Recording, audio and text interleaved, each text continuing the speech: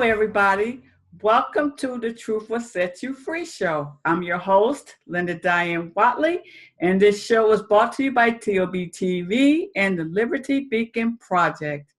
I am always excited about my guests, and our guest today has really got me in touch with kindred souls. Carolin Hauser, right? Hauser, yeah. Hauser-Carson. Carson. Okay. She is someone that I hold in high esteem, respect. Someone that I know is doing her destiny. She is an amazing author. She don't realize she's an amazing psychologist too. You really are a great healer, a good listener, a person that has to give. She lives her life to let people know things can always be better. Always can be better. Like me, she is a survivor of sexual abuse. And the way she figured it out is phenomenal. I read her book, Blossom. That book is off the chain. Thanks. You didn't miss a beat. I tried my best. Yeah. You did not miss a beat. If anybody is suffering with self-identity, surviving trauma, it don't even have to just be sexual abuse. Blossom is a tool that sits next to the Bible with me. Oh, thanks. I remember that book, what you said, how you said it, the way you wrote it. I want it in the public school system. I want children to read this book before they graduate so they can have hope. That's how great that book is. Thanks. When you can reach a child who has been through what we've been through, it can make a difference in our world. But anyway, Carolin, how are you doing today? I'm doing great. It's finally kind of hot here, so I'm doing really good. Tell everybody where you are. I'm in Santa Barbara right now, California. Amazing. Yeah. My question to you is, you figured out how to get beyond trauma. How did you figure out how to share it with the world? That's a really good question. Because you did. Yeah. So for me, my journey actually started my conscious journey of healing started when I was around 10. When I was 10, I started having eating disorders.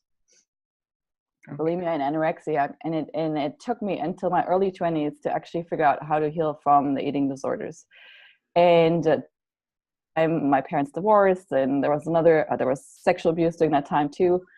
And when I was able to heal myself from the eating disorders in my early 20s, I told a friend, and he said, "Oh my God, if you have figured this out, you need to make this your life's work." So when other people go to college and party and kind of know what they want to be when they grow up, I was like, I don't know anything. I just got to work on myself. I need to learn about healing. So I spent my life savings and more on traveling and being with healers and learning about healing. And so by the time I'm 25, I had learned to be a naturopathic doctor, a humanistic psychotherapist, family constellations facilitator, just gobbled up whatever I could.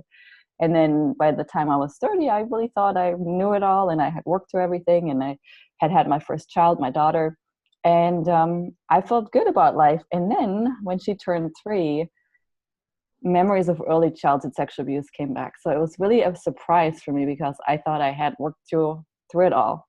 But the good thing is that by the time that my memories of the early sexual abuse came, I had all these tools, that I had basically accumulated in my 20s. And so it did throw me for a hoop. It was pretty intense because it was my mom's dad. And so, for anybody who has gone through it, you know how tricky that is. And, you don't want to hurt your parents. And then maybe they're in denial, and then you get hurt again. And so it was very tricky and a painful phase. And luckily also, though, I had a spiritual teacher who said to me, you know, chances with you having so much training and so much knowledge about healing and the nervous system and so forth, and then this coming back into your life, this is really meant for you, and this is really connected to your destiny and your purpose.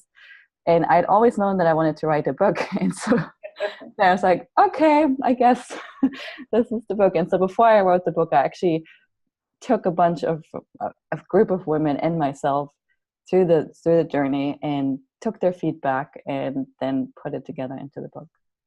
When you say your memory came back, you had nothing? No, I literally thought I had a golden childhood. I grew up very protected. I went to private school. I lived in the countryside. I played outside all day. Although I don't have a lot of, I mean, I have memories of my childhood, but not that many. But the ones I have, you know, are like golden. And so it never made sense why I had the eating disorders at 10 until later when I realized that I had actually been molested. I was molested from the age of 3 till 7. It's really ironic that you said your daughter was 3 years old, Mm-hmm. and that happened to you when you was 3 years old. How coincidental is that? Yeah, so with her turning 3, you know, it triggered my memories basically. And I can't even fathom what was it about her or your. I think it's just, you know, it's just because she was 3, and I think I see myself in her a lot. So it was kind of like a mirroring, you know. And I remember even when she was little, I would have these random thoughts pop into my head, like, how could somebody abuse a little baby like that? And I was like, why am I thinking these thoughts? Like, get away from it. Like, I just want to be happy. And I had these thoughts pop in, you know, when she was little, and then it all made sense. But isn't it amazing how your body and your mind protect you like that? Yep, it is. And then it waits till the day when it's like, okay, we're gonna have to tell you something. You're ready now. You can handle this. But I also noticed in your book, you look at your grandfather like almost an angel in heaven now. Yeah, he is. I mean, he is in heaven. All right, I believe that he's in heaven.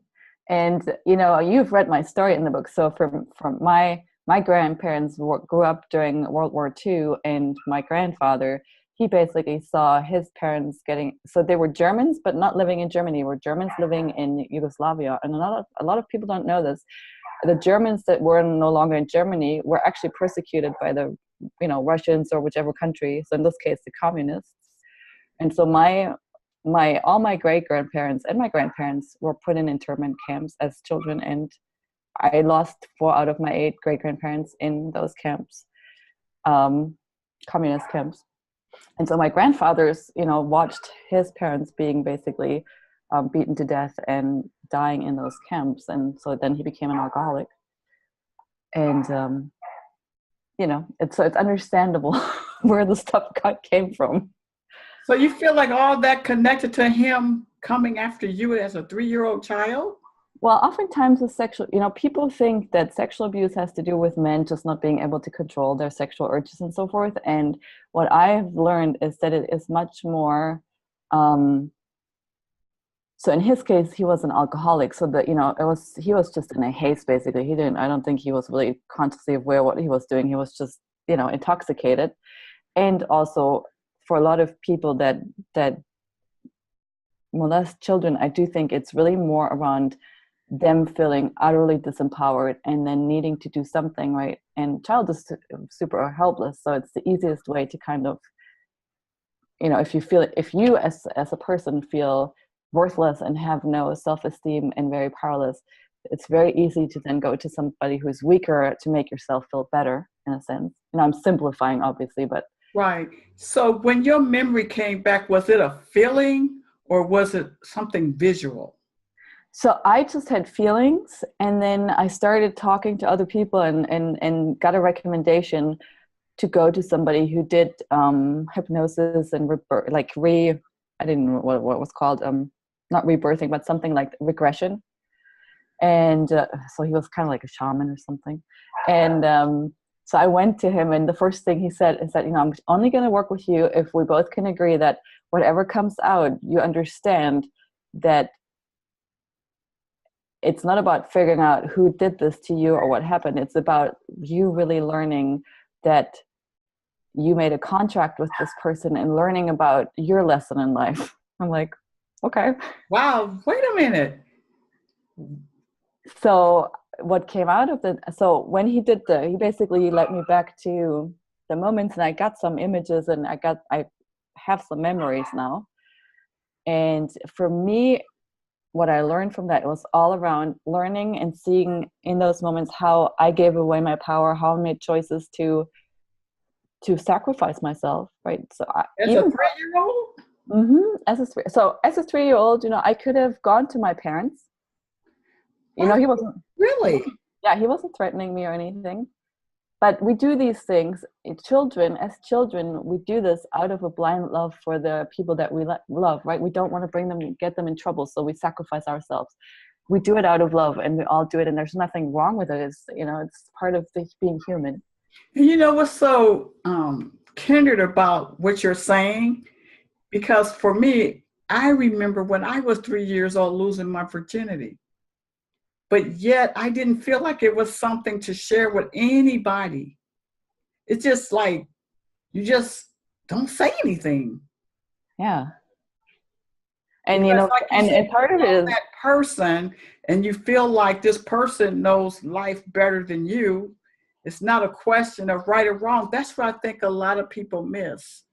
Yeah. And, a lot of people think that there's, especially right now, a lot of people are like, yeah, you have to get angry and get in touch with your anger, and anger is a good thing. When I started remembering, I wasn't angry. I was just utterly confused. I was really afraid. I was really afraid that I was going to find out that I was really, really angry. But and it never happened. Why do you think it don't happen, that we don't be angry?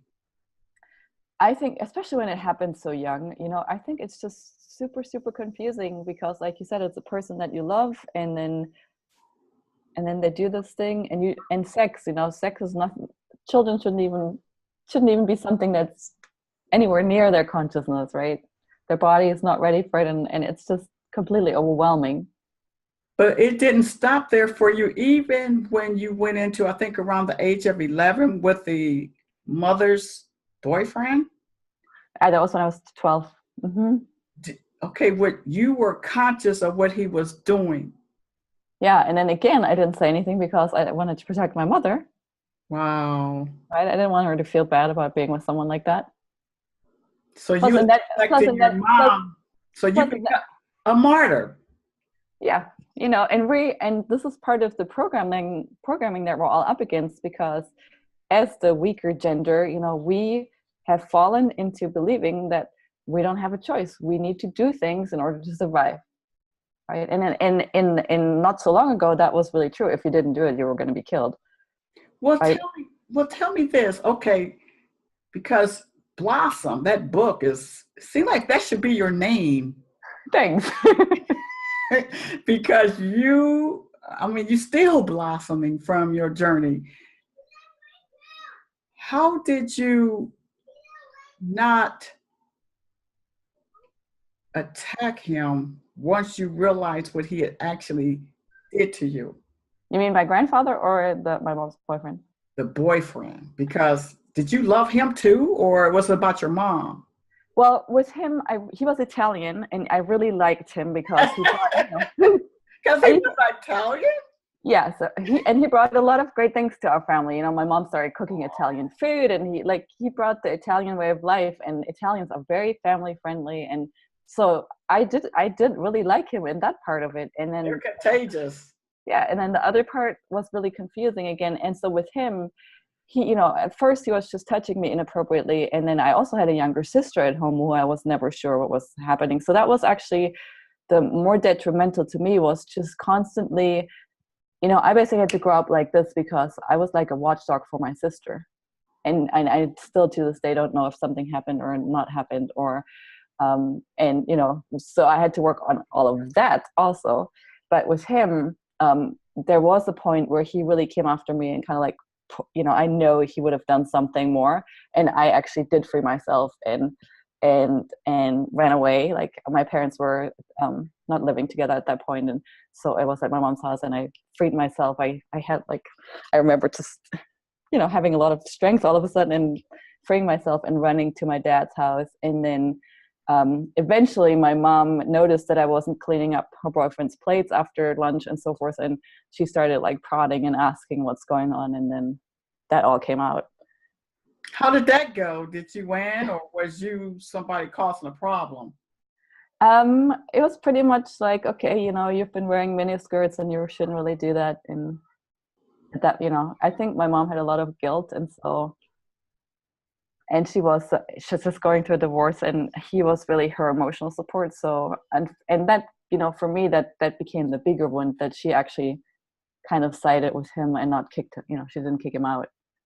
He later left, and, you know, and we're actually, it's funny, Facebook, you know, he is somebody that I'm connected with on Facebook, and he's Catholic. So he actually, I think, has felt a lot of guilt for what he did and left my mom for that reason. He's always felt responsible for my eating disorders. And so I think he's, you know, basically, you know, for better or for worse, put himself in hell, and he's living, that's where he's living, and, you know, internally, in a sense. So did that impact your choices in life or how you felt about yourself? Yeah, because I really isolated myself. You know, it was right when I was, you know, 11, 12. And I mean, in Germany, we don't have a high school system, but that's around that time, right? And so I just completely became a loner and isolated myself, and had no social really, when other people, you know, had friends and cliques. And did you connect that to your past experience, or did you feel like that's just who you were? I was definitely suffering, you know, so I just thought that's what puberty was like. I was just miserable. You was introverted. I was introverted too. Yeah. Well, I was. I used to be the center of attention. Even I was wondering if this was natural personality or just reaction to trauma to our life that we didn't comprehend. Yeah, I used to be like the class leader, and, you know, the center of attention, and always getting into trouble and stuff like that. So when did you say, hey, it's more to life than this? So with the eating disorders, what I would do is, like, I would buy these humongous amounts of food and then just lock myself in and eat, and then purge myself. And one evening, when I did that, I used a toothbrush to get the food come back out of me, and the toothbrush got stuck in my throat.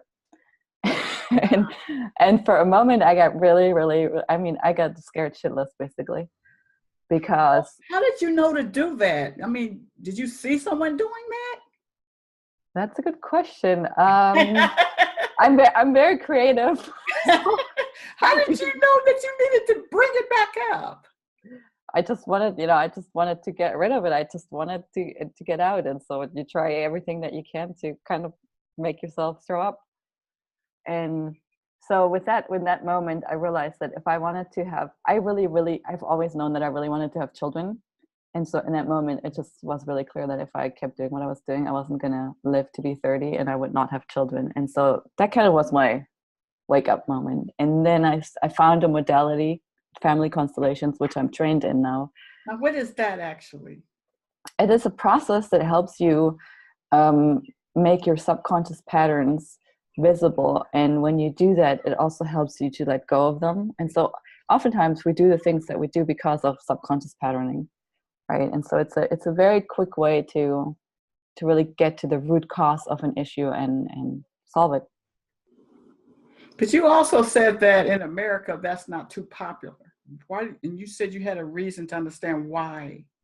That's actually, so I wrote the book 6 years ago, and 6 years ago that was true. And I do think that the reason why it's not as popular here is because in Germany, that type of work became really popular right after the World War, and Germany had a lot of healing to do. There's a whole slew of teenage boys taking their lives, and nobody knew why. And so they found out that they were basically carrying they were the grandchildren of the Nazi regime. And so they basically sacrificed themselves to bring balance back for what their grandparents did. Wow. so that's how the work really became popular in Germany, and because Germany had, the Germans had done there was such atrocities as a people, we just really needed healing. And so, that's why that modality was so embraced. And so I think in America, we're a little bit more removed from that we're actually at war and that there's actually pain, and, it's not so in your face here. Wow. Interesting. And you also was able to have a moment in life that you were happy. When was that first happy moment for you?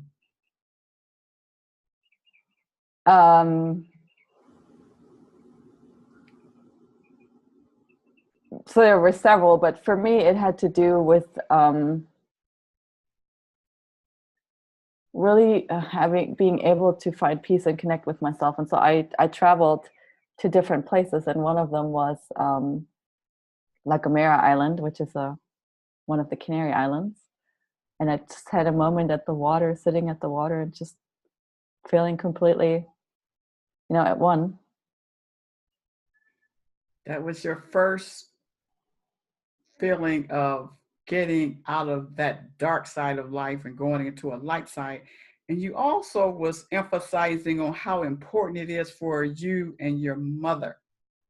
Yes, so a lot of healing has happened, luckily. It's important. That's one thing a lot of people don't realize.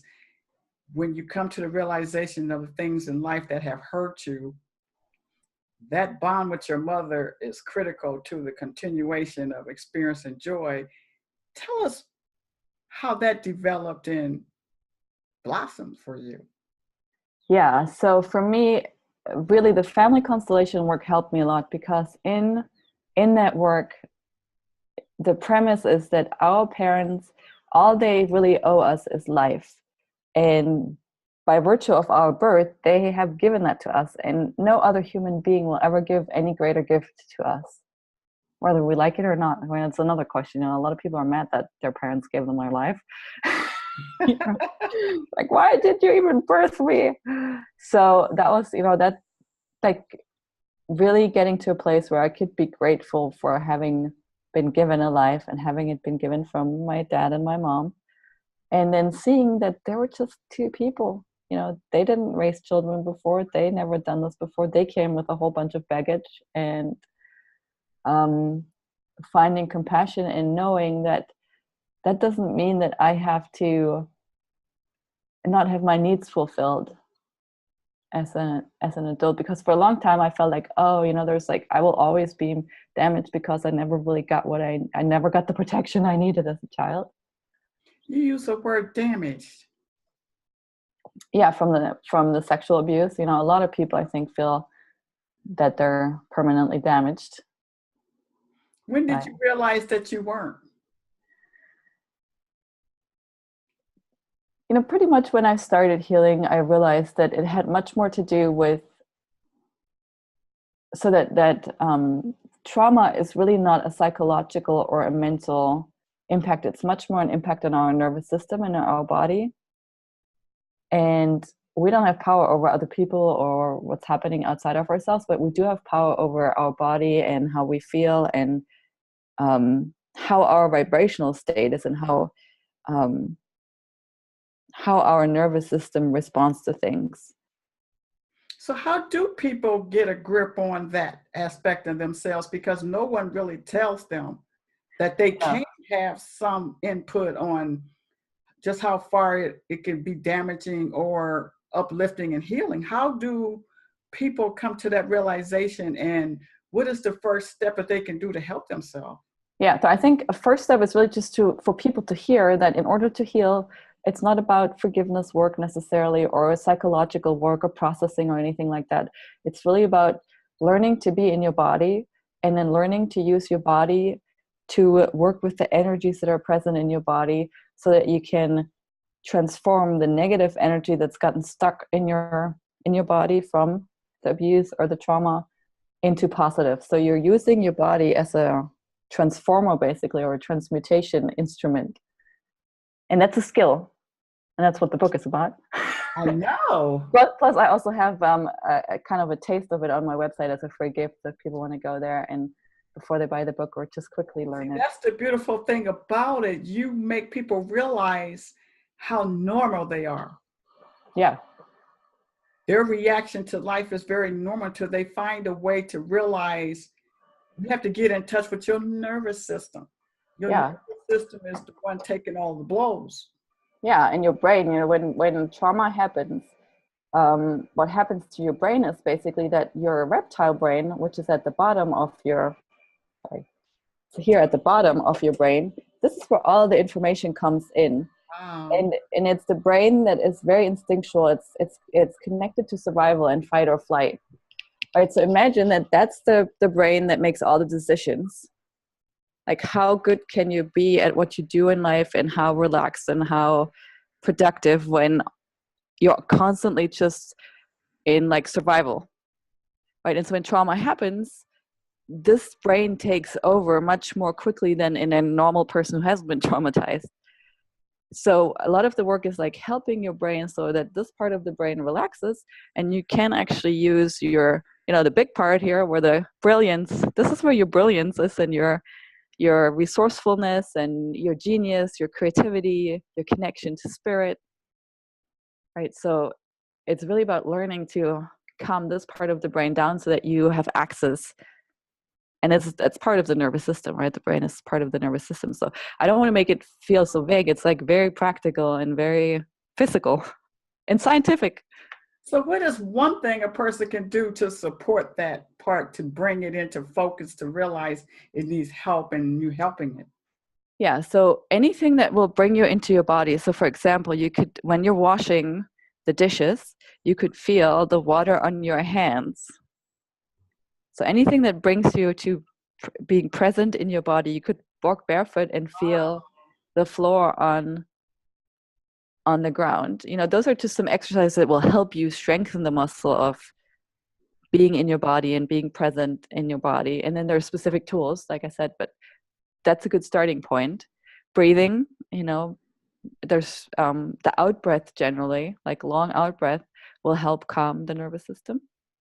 And see, that's what, it's so many things that you bring to the world that I'm just so amazed with and appreciative of, because not only did you heal yourself through obtaining knowledge, wisdom, tools, you learned how to bring them to other people. Yes, I'm still learning. Yeah, but you did an amazing job there. And you let people know off the bat, I cannot heal you. No. You have to do the work. And another thing that you had mentioned about your take on the medical field, I want you to share a little bit of that too.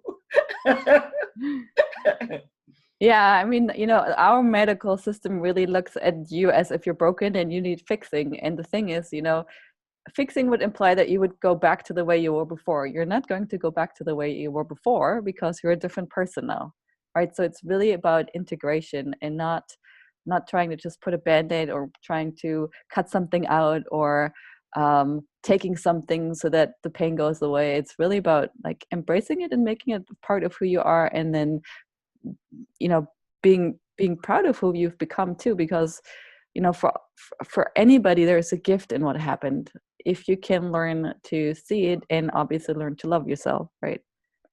And the thing that I also like about you too is your acceleration. Once you got off the ground, you didn't look back. No. And so that's I can't heal anybody, but I do can share my story and inspire people, because for me, I never made any money until I was 35, and I ended up having chronic fatigue, burnout, going through a divorce, having bankruptcy. So low, right? So very low. And then using these tools that I'm sharing on my website and in the book, within 2 years, my life turned around completely. My health is back on track. I've married and found my divine partner and soulmate. I've served over 5,000 people in the last 4 years. I'm doing radio interviews. I've been on national TV. Like you said, I am living my destiny, right? Like I said, you was grounded. If they didn't get you then. It's too late now. And the thing that I love about you is you just kept propelling. Like after Blossom, you share the physical life with people, the mental life with people. But then you came up with Pleasure IQ. Yes. Now, to me, I love that. To me, it's like you don't feel like putting your feet back on the ground ever again. Sometimes I feel like I'm meant to live 10 lives in one lifetime. And I've been told that's, I came here to like, that's what I'm doing right now. Yeah. Pleasure IQ. Tell us about that book. Yeah. So what I've basically realized that we need a new kind of intelligence, and it has to do with learning to allow ourselves to have pleasure in all areas of life. And for most of us, the reason why we don't do it is because we have shame and guilt. And oftentimes the shame and guilt comes from some kind of sexual, either shaming or, worst case scenario, trauma. And so the Blossom and the sexual healing work is an integral part to helping people to let go of shame and guilt so that they can allow themselves to have pleasure. And, a lot of people think that allowing is like some kind of a vague concept, but it actually, if you have a dream, and I just always go with like an Olympian ice skater, I don't know why, but I like that example. So if your dream is to be an Olympian ice skater, for you, the allowing part would start with actually going to a store and buying yourself a pair of skates. Right? It's very practical. For me, if I want to be known and if I want to help 1,000 people, I have to get in front of 1,000 people. I have to learn how to do that. Right. So there's very practical things. But when you actually allow yourself to move in the direction that's right for you, and you learn to work with your energy, then the part of the pleasure IQ has to do with learning to get yourself into a space energetically where you have the energy to do it. Right? Because a lot of people have a dream, but they don't have the energy or the belief, the drive, whatever the motivation, to actually see it through. And that has to do with your energetic space or state that you're in. Because you said you have that ability to hold space for others to be able to make that change. What do you mean by that? You have that ability. So because I do work with energy, and I am an energy healer, I have worked on my own energy field. So there's different vibrational states or different vibrations going on all the time. Anger, hate are very low vibrational states. For example, somebody who's depressed, they're in a very low vibrational state. Somebody who's dying is a very low vibrational state. Young babies are very high vibrational state. So I've been working on getting my own energy field to a place where it's high vibrational, so it can actually carry other people. And they, that's why people feel inspired, or they feel something. They're like, oh yeah, I want what she has. And they're like, okay, let me, let me listen to her. Okay, I can believe what she's saying. I might not believe it for myself, but if it's true for her, maybe, so they're getting into a space of possibility. And it's not me who's doing the work. It's basically, it's an energy field that's available to everybody.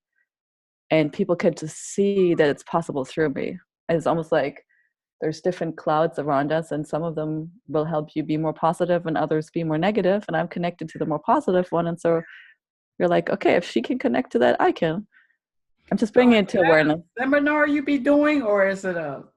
Yeah, I do have an online community, and I do online classes, so to speak, and I do energy work and teach people how to do this for themselves. And then I do retreats. Wow. Yeah. So is this something that you trained for, or was it just revealed to you kind of like on a spiritual level? It really was pretty much revealed. I mean, I was spiritual. Yeah, I was trained in family constellations, and I use some of, you need to use some of your intuitive skills to be good at that work. But because I've worked with so many people, I just got better and better and better, and realized, and the more I freed myself, and let go of stuff, the more I could really see what my gifts are, and, Because you were saying also too, like, do you believe that if you become that good, you can have everything you want? What do you mean by that? basically, if you believe that if you let go of all the limiting beliefs, if you just were able to get in touch with who you truly are, that you could have everything. Right? The reason why we don't have what we want is because we don't think it's possible, or we have all these different ideas of what it would take, and they're all just limiting beliefs. So who was a pivotal person that came into your life that triggered you, the catalyst that set you off like a rocket? Well, there were several. One of them was definitely my ex-husband. God bless him. Because in that relationship, I felt very, very disempowered. And not that he was doing anything. It was just me being home, being a stay-at-home mom with 2 little kids, feeling like I had no say and I just had to be home and I had to hold down the fort and I had to sacrifice myself. And, I think a lot of people can relate. When you have little kids, you don't feel like you have a choice, right? You just got to be there. If he goes to work, you got to be there with him. Wow. So that was a good one for me to work through and realize that no, it doesn't mean that I have to just sit at home and fold laundry for the rest of my life. So, well, tell me this. Did you have any idea that you would be doing all these things, being an amazing author and a person to get people to a better place when you was a child? Did you know that? I wanted to be a doctor. I had a dream of having a children's hospital and helping children. Aww. So yeah, that was one. And ballerina, obviously. And you do an amazing job reaching out to people. Do you ever get exhausted from it, or say, okay, this is enough? I do sometimes, but I have to say, because I was so sick, and then really a lot of what I teach is around making sure that your energy is in a good place. I really don't work there. I work 3-4 hours a day, and the rest of the time I really make sure that I, do yoga and eat really well and go out in nature and have time with my husband and, have fun. And so I make sure that, there's balance, because I've gone down the other route and it did not work. Right? I got burned out already. Well, have your work helped a lot of men? Because, women tend to take chances like you offer, but are you finding that there's a lot of men that do too? It's definitely less. I would say maybe 5% of the people that I've helped with or worked with or that are following me are men. You know what I'm getting ready to ask you about? No. You probably don't know this, but I loved your take on Adam and Eve. You got to share that. Tell us about Adam and Eve. Yeah, I mean, I believe that was, set up. That was a setup, because it seems like, from the story, that it was the women's fault basically. But I actually believe that Eve basically just made Adam aware of what he is and what it means to be human, and then maybe he didn't like it, and obviously, the stories are, I think, metaphorical anyways, but I do think that, as women, we're more connected to the emotional life in general. Men, they have their strengths and their strengths, and so it's easier for us to do this kind of work than for men. I think it's they don't have the access so easily as we do. But it's changing, it's changing. Men are getting more and more permission that they are allowed to have feelings, and right.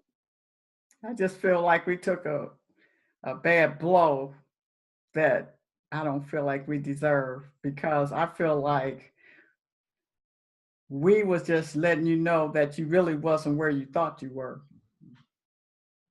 Yeah, and for me, the truth is that I think we're not equal in the sense that we're the same, but the feminine and the masculine is equally valid and for its own different reasons. And together, when we actually come together, when men and women come together in peace, we're the most powerful. I don't think, just women can do it. I don't think just men can do it. We actually need each other. So, the reason why I'm doing my work ultimately is really because I want to see a world where there's peace between the genders and where we can be powerful. I said they wasn't where they thought they were. Because they have been so hard on us. It's like they justified based on the Bible.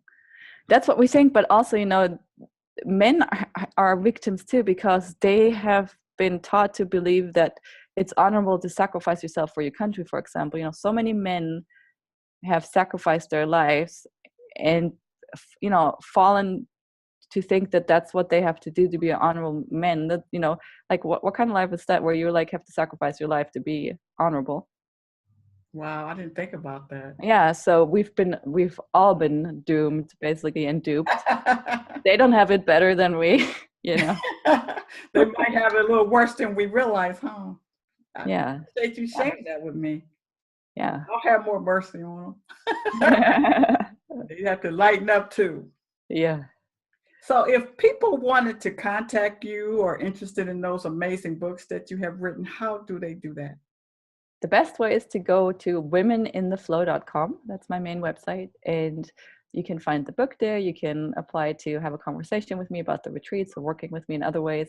And then there's also a button for my free Facebook group where I do daily teachings and meditations and stuff like that. And you can ask your questions and share. I always love to hear celebrations, and it's a community, basically. Tell the name of your books again. So it's Blossom is the one that's out. The Pleasure IQ is not out. It sits on my computer, but I'm waiting for the publisher to pick it up. So I mean, you have already shared the soul of it. I mean, yeah, and I've taught it. Read it. I've taught it as an online course, so people can buy it. You went on without them.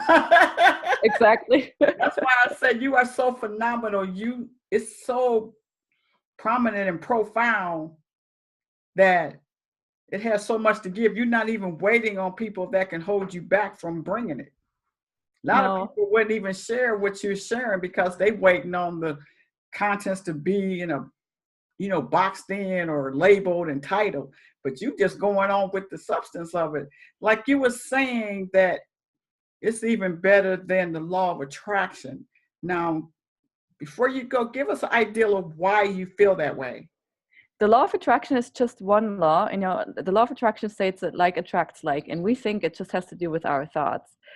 But what I teach people is basically that you are a vibrational being, and as long as you have negativity in you, that's what you're attracting. So it's really about, through learning how to have pleasure in your life, you help yourself become basically of higher vibration. And then that is much more magnetic than doing affirmations or just working with your thoughts, because you have your whole body, right, that vibrates. That's great. It's the law of attraction. It's like I read that book because you share so much of its substance. Yeah. Because you want people to process it and get there, spread your wings. I want people to hear that this really isn't that complicated, and it really has to do with you just learning about your energy and learning these practices and then doing them every day, and your life can look very, very differently. And the thing about it is, it's excellent to read Blossom and wait patiently for Pleasure IQ, because it's going to because Blossom is basically planting seeds. Yes, it is. Mm-hmm. And Pleasure IQ is just like, here's the fruitage. Yeah. It's a really good first step. Awesome.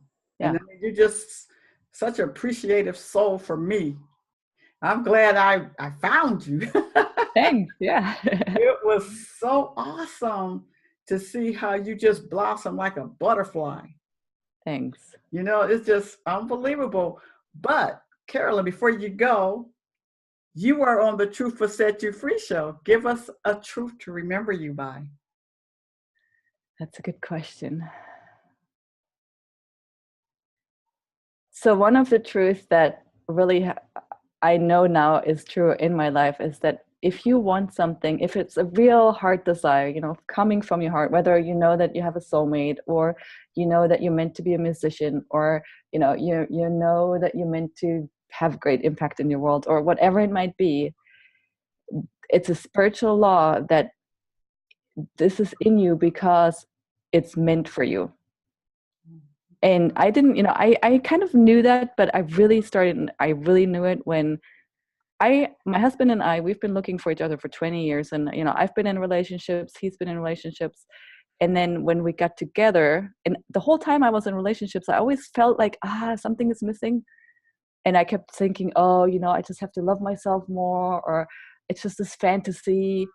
But meanwhile, he was in existence, right? He was looking and he was living. And then when we met, I was like, oh my God, you were really there and you were really looking. And oh my God, I was really there. And I was had really this feeling like there was somebody still out there for me.